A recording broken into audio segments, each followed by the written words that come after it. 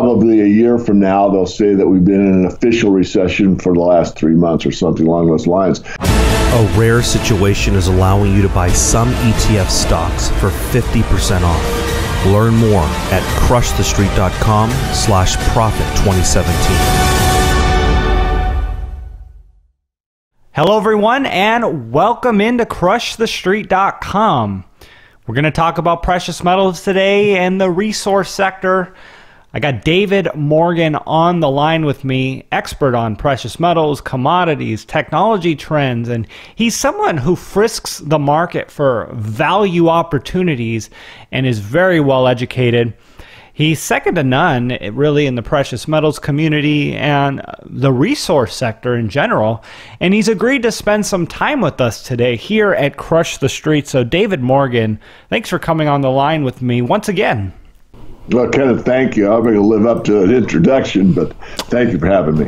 Well, you always do, and you're always so informative. I mean, you have years of knowledge and research and education and experience in these markets, and we always appreciate you coming on the line. So one thing that we have talked about in the past is yield and how bad it is that there's a lack of it, and how badly it fares for specifically retirees. Really, the savings that someone needs to retire now is hyperinflated number.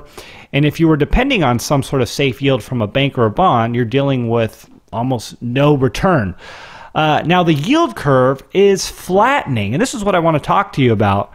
And this just happened to have predicted some of the most, significant economic recessions we've had over the last century. And yields haven't been this flat since '07, right before we went into the '08 crisis. So I'd like to start off with your thoughts on this. Well, I don't have much to add, Kenneth. You outlined it perfectly. I'll just reconfirm that the yield curve is showing, I'd say, absolute, within quotation marks, fact that we are really in a recession, but of course the government always looks with 20/20 hindsight. So probably a year from now, they'll say that we've been in an official recession for the last 3 months or something along those lines. But I would like to backtrack a little bit about the bond yield. And this was pointed out to me by Keith Weiner that does a blog, and he's not really that well known, although he's fairly well known. He does do a fair amount of conferences. He does a lot in Europe, actually, and work with Antel Fedeke, and he's pretty good brain trust. I've had a few conversations with him and got to be reacquainted with him at the Writers' Conference at Vancouver, BC here recently. And what he pointed out when I interviewed him for our mastermind clients was, and I hadn't thought of this, so I want to give him credit, that if you look at the bond yields that we currently have in the United States, it proves hyperinflation. And I sort of kept my mouth shut because I certainly like to learn something new, preferably on a daily basis. And I've never claimed to know know everything about the silver market or anything else in life. But back on point, what you would have to have, and I forget the number, so I'll give you the right idea, but you'd have to have something like, I don't know, 10 or $15 million at the current yield rate in order to, eke out a $40,000 a year. You can do the math. It's pretty simple arithmetic. Cash flow off of your bond portfolio, which means that you'd have to have, millions of dollars in a quote unquote safe investment, which would be the long bond as an example, in order to have enough yield to produce a meager income for you to retire on. And I never thought of it in those terms before. I mean, I thought of it in those terms when I was younger, but I hadn't thought of it in recent terms, which is really pointing out that you would have to have a huge amount of net worth in that market in order to produce a yield that you can live off of. And that's really pointing to hyperinflation from his perspective, and I agree with him. I think it really shows you just how crazy this market really is. And I think we should, I'm going to throw it back to you, discuss, the type of problems that are in the mainstream news about pension issues that are facing not only people in the U.S., but globally. You know what, David, it's funny. We didn't even talk about this in the pre-interview here, but something I wanted to bring up was this pension story I read this morning here in Los Angeles. The $20.2 billion fire and police pension system. They lowered their assumed rate of return 0.25% to 7.25% because yields are becoming harder to come by, because historically low bond yields and high stock market valuations, right? Two aspects that they depend on are at, polar extremes here. So this minor adjustment is expected to cost taxpayers $27 million in additional contributions. So maybe you read the same story as me this morning, but what are your thoughts on this? I mean, we're talking about a historically low yielding environment. We started off with that, and the whole system is dependent on a growing valuation of assets. Exactly. So that's great to bring to light. There's others. I mean, if you look at General Electric, one of the stalwarts of stalwarts on the Dow Jones or the S&P or both. They are very, very underfunded on their pension plans. You look at an annuity, you look at an insurance company that's going to pay you a certain amount based on a lump sum payment that you gave them. All these things are dependent on basically the safe and secure market, which is unsafe and unsecure, which is the U.S. bond market and all other nation states. Corporate bonds, you might have a better chance if you pick the right corporations that are actually solvent and not in debt problems. So we have like Illinois, a whole state that basically can't maintain what it is promised.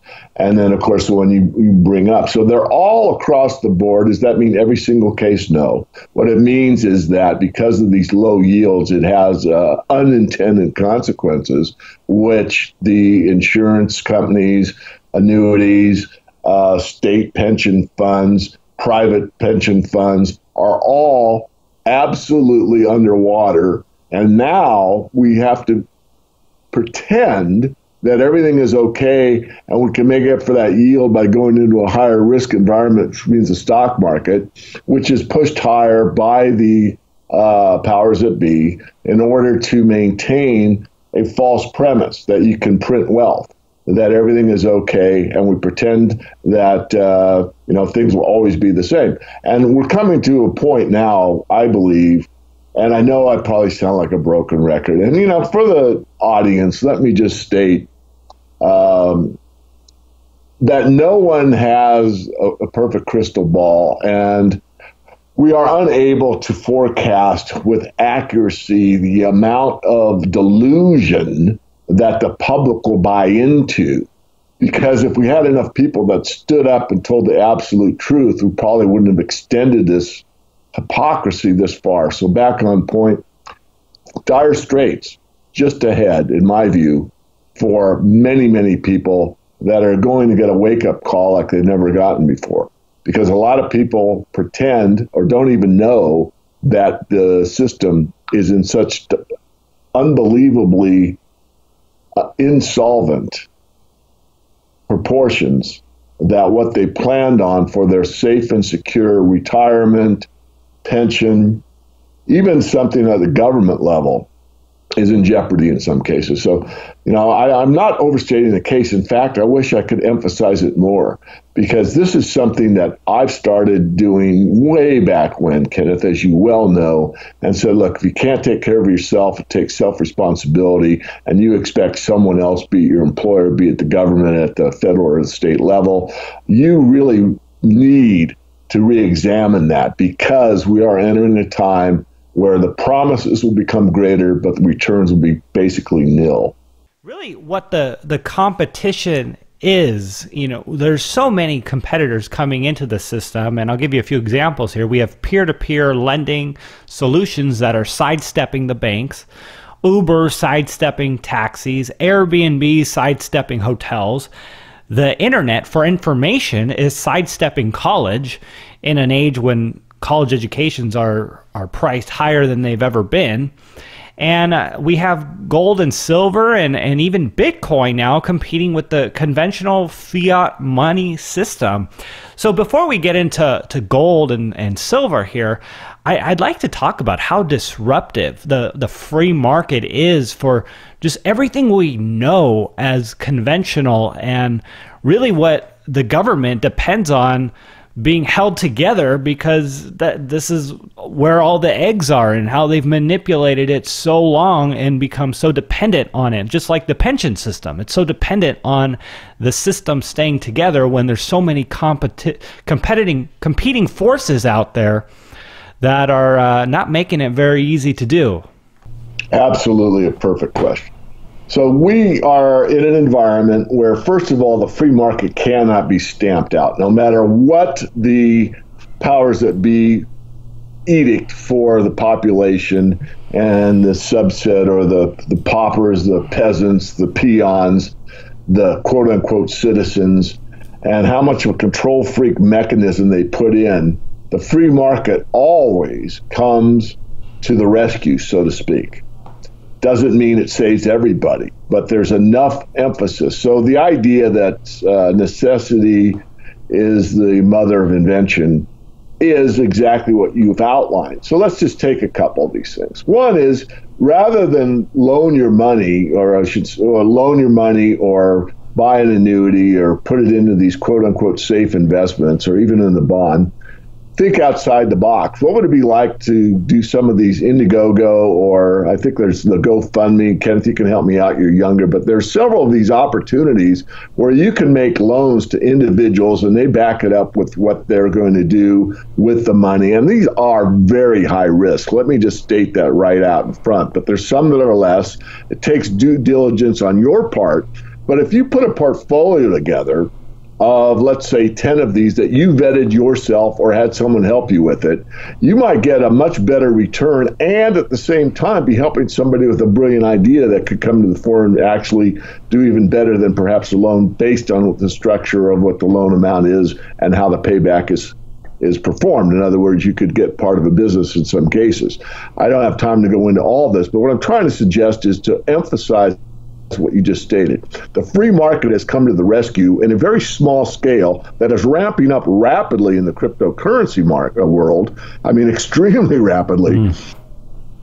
Will come into other areas, such as, peer-to-peer loans. Could be business to business, or person to person, or person to business, and that type of thing, where it's outside of the current paradigm. And this is because the market has demanded a higher yield, where people are more transparent, they see where their money's going, and they have a better chance of probably getting a yield or a return on their investment, rather than something safe and sound where you're getting like 2%. So this is something you'll see more and more. I am very in favor of it, but a word of caution, and that is, in a free market, it means that you have the freedom to succeed and to fail. And it also comes back to, I guess, the main thrust of my whole conversation with you today, Kenneth, which is personal responsibility. When you buy a government bond or something from a corporate bond or whatever, people have the idea that, one, it's safe, when, again, in a lot of cases it is not, especially when you're near the end of the paradigm like we are right now. And secondly, they have somebody to blame. Oh, well, my broker this, or my, fund manager that, or whatever. In the case of making a direct investment to someone that's got a new idea that you like and you're willing to put up some risk capital, again, it goes back to your personal responsibility. Don't take anyone's word for anything. But if you do your due diligence, again, put a portfolio together. I wouldn't do it with just one. I'd suggest 10. You might have a great return, have some fun, help someone out, and really participate in the new economy. Yeah, it's really great. And, after we're now dealing with Dodd-Frank, and the banks are willing to lend to big companies, but it's the average person who is suffering because they've tightened the screws on middle-class Americans who are wanting to kind of get this economy going and do something for themselves and their families. And we have banks really putting the brakes on lending when they actually do have some money to lend in many cases. And here we have the rise of the solutions, with companies like Lending Club or Peer Street for for homes and just so many different things. Rich Uncles is out there doing things for investing, if people want to invest in real estate. It's pretty cool, and I love seeing that. I love seeing the internet in many ways provide solutions in the free market. And of course, Bitcoin and cryptocurrencies are a major answer to the problems that came about in 2008. Of course, Bitcoin came out of the 2008 economic crisis, which is very telling for what the world was dealing with at the time. So let's talk about precious metals here. At the start of the year, the dollar index was over 100. We saw it at 103. And we've seen some weakness in the dollar now in the 97 range.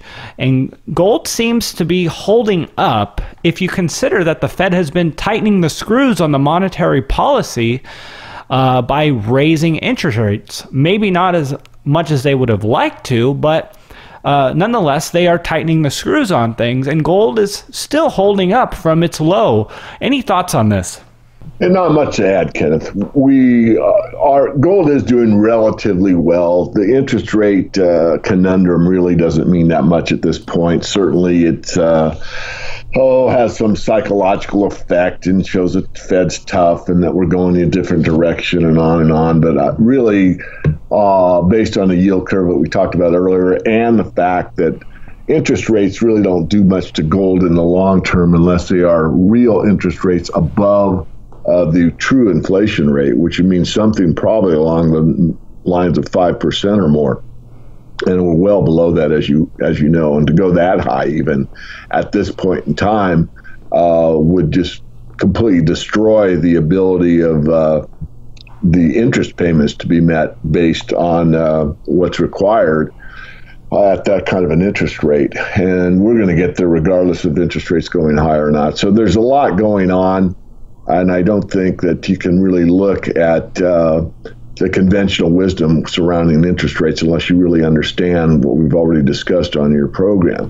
What we do need to do is focus on what are the solutions, and we've already outlined a few of those. I think that gold and cryptocurrencies are probably something that could be utilized together, where you use the blockchain technology with a hard asset and monetize it.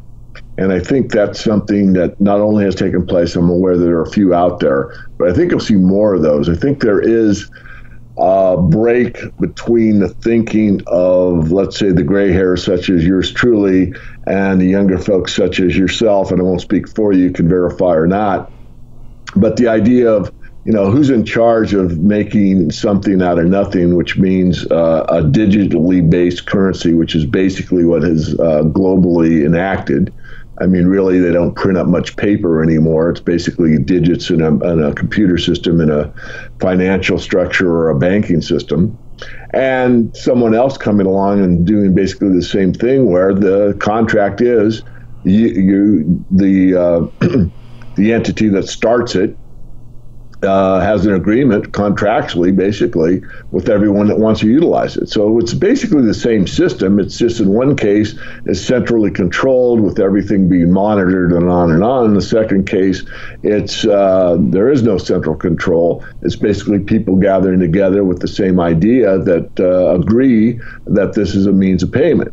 My take is that I like, specie money, and that it could be enacted where you would have both. You would have a platform which would allow you to transfer money digitally, and of course, just like the banking system, or let me just restate that, just as the bullion banking system does currently, you would be shifting metal back and forth electronically, and basically it would stay in the depository until such time as either party decided they wanted to have, physical gold out. And there has to be limits on it. I mean, you couldn't take a gram of gold out. It'd have to be something like a quarter ounce or greater or something along those lines. But that's something, again, built into the contract. As long as everybody that's with, XYZ crypto gold agrees that, at this point, everything's in grams, and payments are made and goods and services transfer, et cetera, And you are allowed to take out the physical if you wish, but it's limited to this amount or greater than.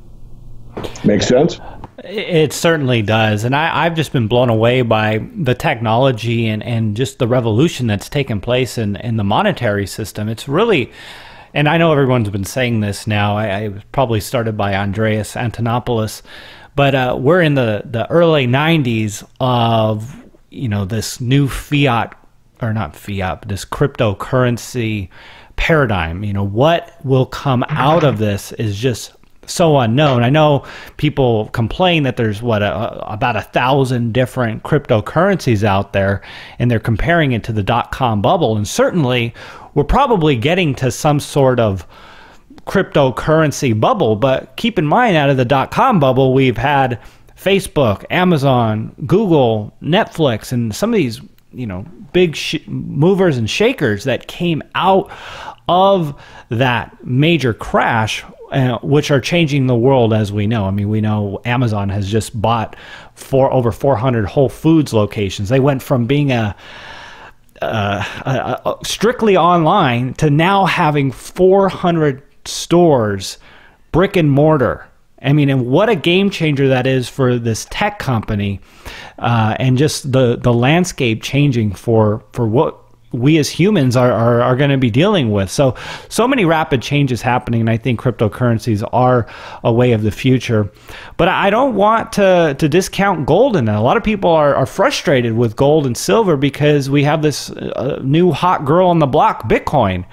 And the fact is gold is still very, very historically undervalued. I mean, it's over 5,000 years old in terms of being money to the world. And I don't want to discount that. Europe is still in dismal shape with anemic growth.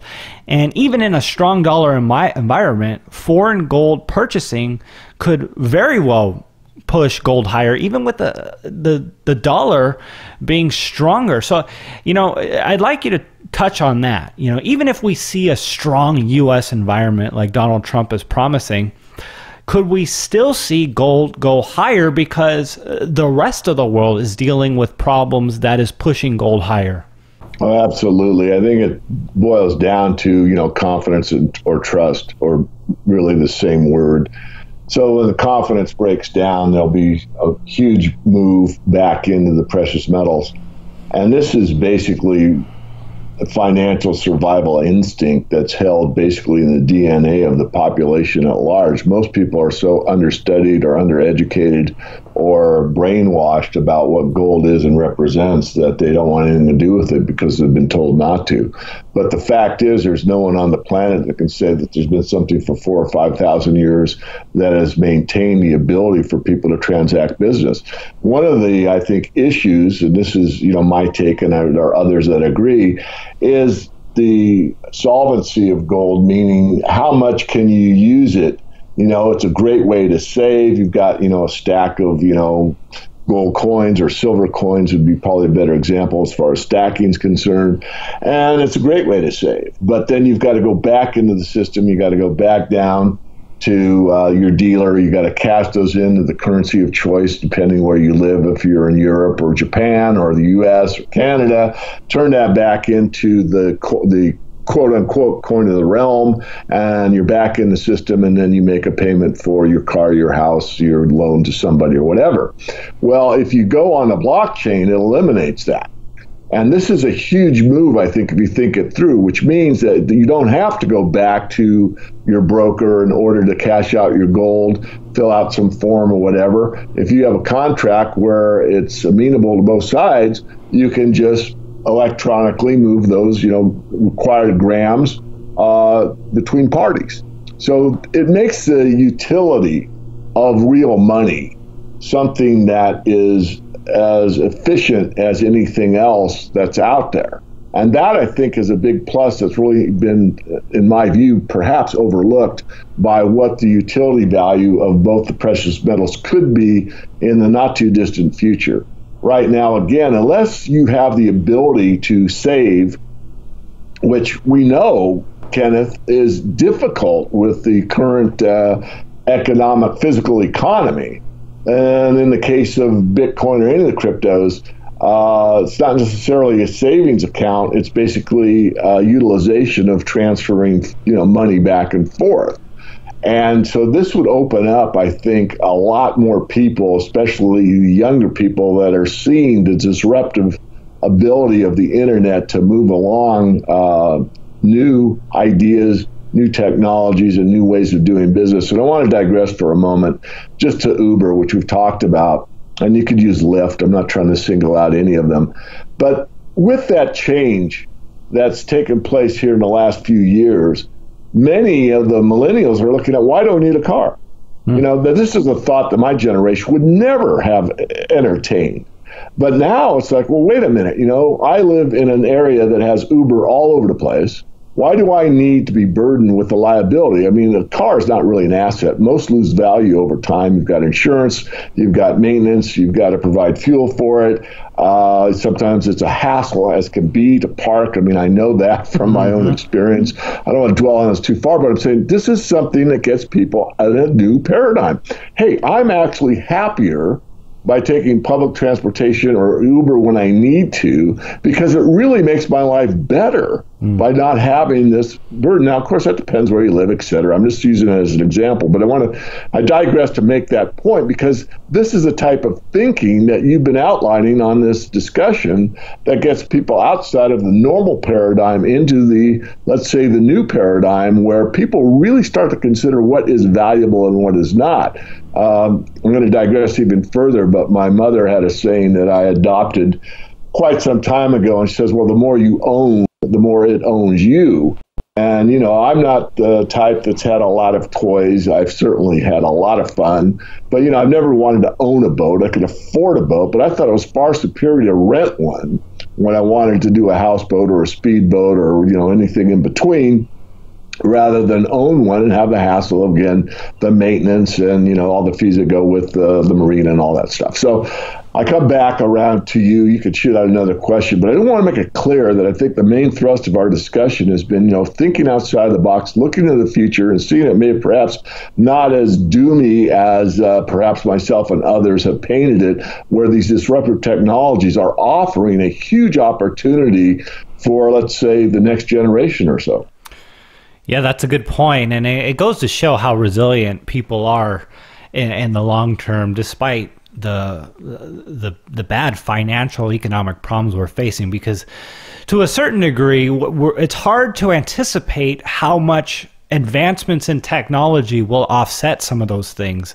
Even the poorest person now, or maybe in 10 or 20 years, might live a pretty decent standard of living just because of technology and how cheap it is to sustain someone. Who knows? I don't have any deep research on that or anything, but I think it's not inconceivable to expect things like that here in the next few decades. Who knows?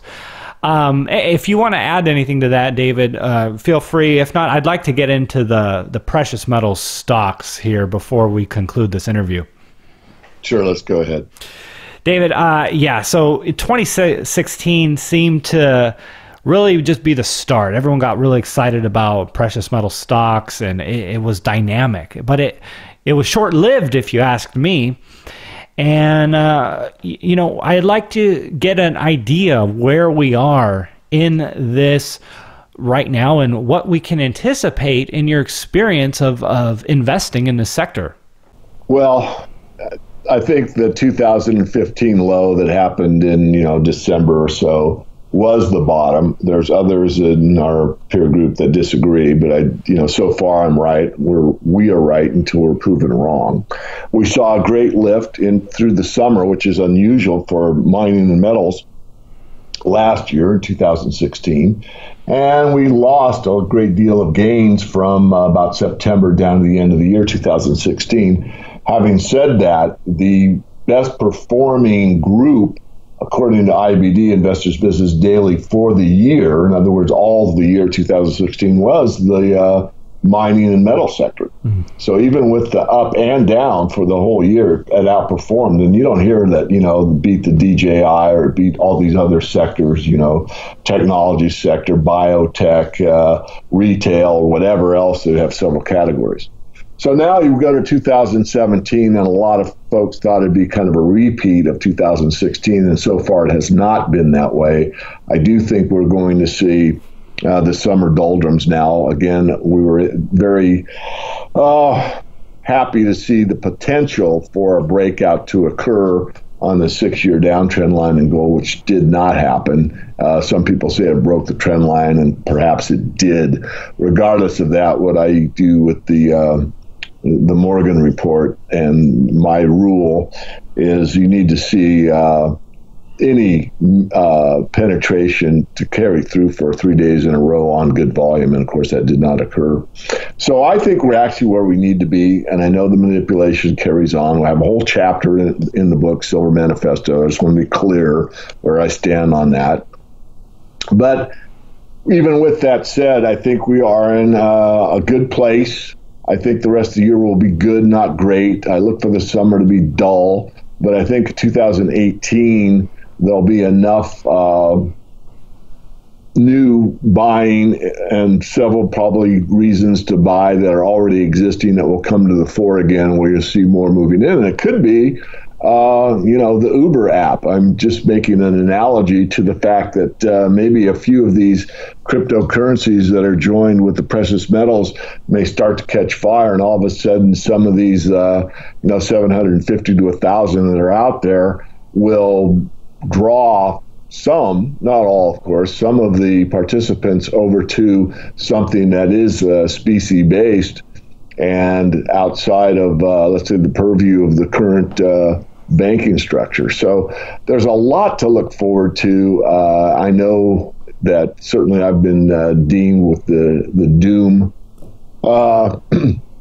moniker, and probably rightfully so. But if you go back and you listen to all my interviews, I suggest no one do that. It's not worth it.